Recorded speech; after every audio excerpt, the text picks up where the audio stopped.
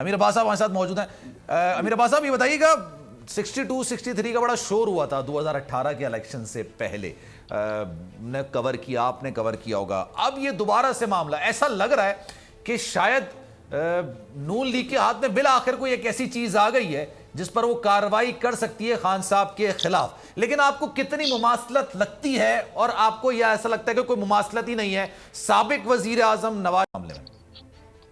देखिए सलमान, इसमें तो कोई शक नहीं कि ये जो मौजूदा केस है ये बिल्कुल इमरान खान साहब के लिए कोई बहुत अच्छे साइंस नहीं है पॉलिटिक्स के लिए।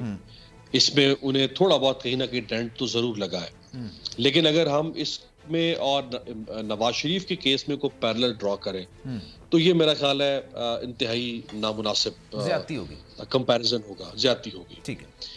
नवाज शरीफ साहब के ऊपर जो केस था वो उनकी जाती हैसियत के ऊपर केस है।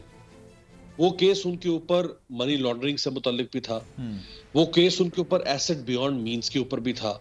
वो जो पैनामा का स्कैंडल आया था 2016 अप्रैल में, वो एक इंटरनेशनल कंसोर्शियम ऑफ जर्नलिस्ट ने एक स्कैंडल रिवील किया था जिसमें ऑफशोर कंपनीज और उन ऑफशोर कंपनीज के साथ नवाज शरीफ साहब की 4 प्रॉपर्टीज बरतानिया की, जिन प्रॉपर्टीज को उनके बेटे वहां रहते भी रहे और उसको डिसोन भी करते रहे। कभी वो कहते रहे कि हम यहाँ किराए पर रहते हैं, हम तो इसका किराया अदा करते हैं, हमारी कोई ओनरशिप नहीं है। फिर उसमें नवाज शरीफ और मरियम नवाज की मुतजाद स्टेटमेंट्स। सो वो एक एंटायरली डिफरेंट केस है। और ये जो मौजूदा केस है, जहां तक मुझे याद पड़ता है उसमें कुछ साबित नहीं हो पाया ना, वो तो अकामा के मामले पर सारा कुछ हुआ है।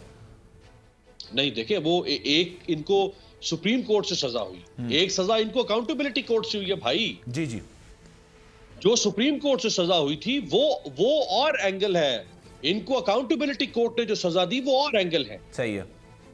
और एक केस जिसमें इनकी बरियत हुई थी, उस बरियत को नैब ने चैलेंज किया था। बिल्कुल दुरुस्त। वो केसेस तो चल ही नहीं पा रहे हैं अभी आगे, वो चलेंगे तो हो सकता है वो भी बरियत इनकी खत्म हो जाए। मीनवाइल बाहर निकल गया ना, वो तो बाहर चलेगा मीनवाइल कि भाई मैं वापस आऊंगा, चलेगा। जारी बात है केसेस पर जी रुक गए। ठीक है, केसेस देखिए, हाँ, अगर सलमान इमरान खान साहब ने ये जो उनको पैसे मिले पार्टी डोनेशन या पार्टी फंड के मद में, अगर उन्होंने इस पैसे से अपनी कोई बिजनेस एम्पायर खड़ी की हो, अगर उन्होंने इस पैसे को अपनी जात के ऊपर खर्च किया हो, अपने एसेट्स को एक्यूमुलेट किया हो, अपनी को बिजनेस एम्पायर बनाई हो, तो वो उसको फिर आप रिलेट कर सकते हैं नवाज शरीफ। सही है, दुरुस्त बात है, बिल्कुल दुरुस्त बात। अगर अपनी जात के लिए इस्तेमाल, जी बिल्कुल। अभी ये जो सरदस्त केस है, ये तो पार्टी फंड क्या किया, पार्टी को फंड मिला, वो फंड पार्टी पर ही खर्च हो गया। सही है। ये कहीं बात नहीं आ रही कि वो फंड इमरान खान हड़प कर गया, वो फंड इमरान खान खा गया, वो फंड पार्टी में खर्च हुआ।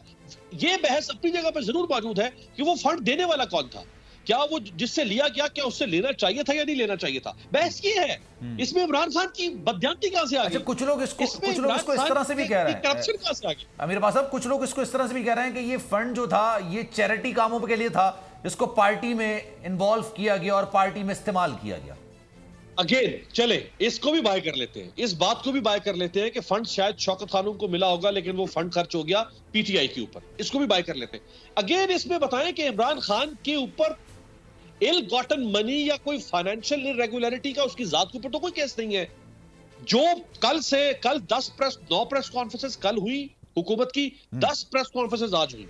ये 19 प्रेस कॉन्फ्रेंसेस में जो तासुर देने की कोशिश की जा रही है कि इमरान खान को नवाज शरीफ के साथ मिलाकर, ताकि नवाज शरीफ के केस को डाइल्यूट किया जा सके और ये तासुर दिया जाए कि इमरान खान भी उसी तरह का चोर डाकू होगा जैसे नवाज शरीफ ने चोरी डकैती की है। देखिए, इसको डिस्टिंग्विश करना है हमने। सब्सक्राइब करें और बेल दबाएं ताकि कोई खबर रह न जाए।